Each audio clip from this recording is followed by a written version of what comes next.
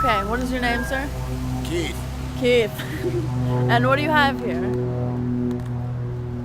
A bunch of cans and bottles.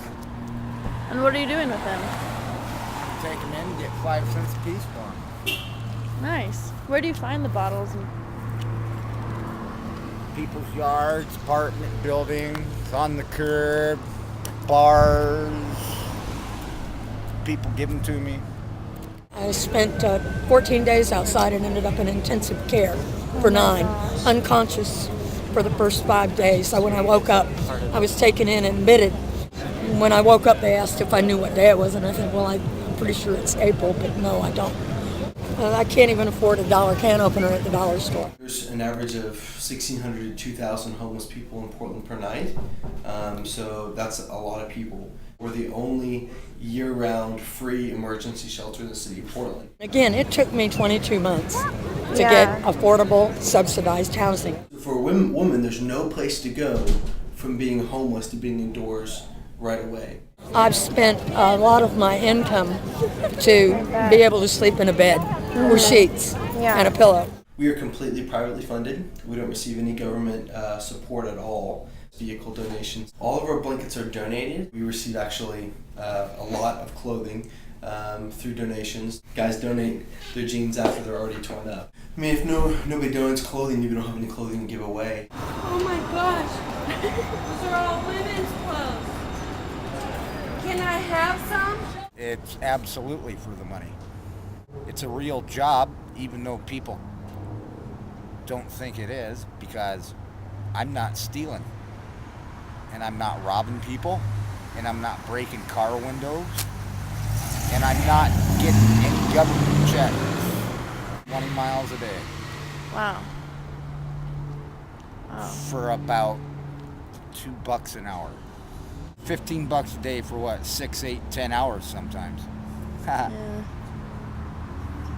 it's all done by private donations. And the good people of Portland helped me. In terms of our food, most of that is donated by individuals and received from organizations that donate to us. Okay, what's your name? Andrew Murray.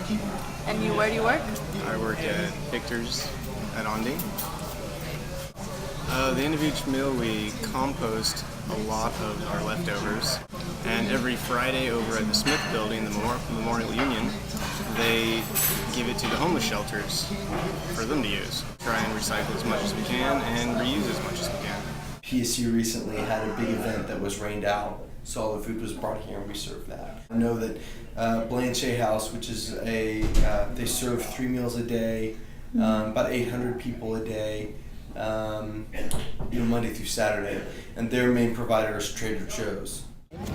Transition projects over on 5th and Gleason and Join are 2 of the very best resources helping people these days go from living outdoors to living indoors.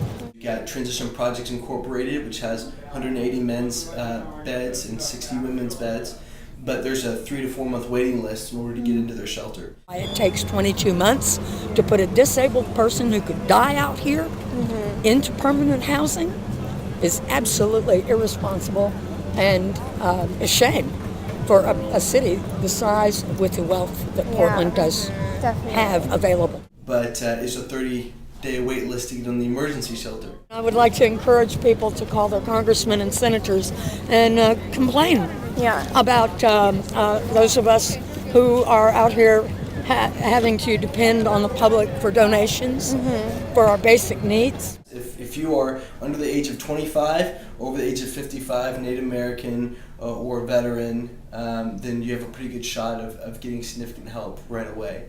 One of the things that we try and do here is just instill hope in every person that we meet and treating every person with dignity and respect.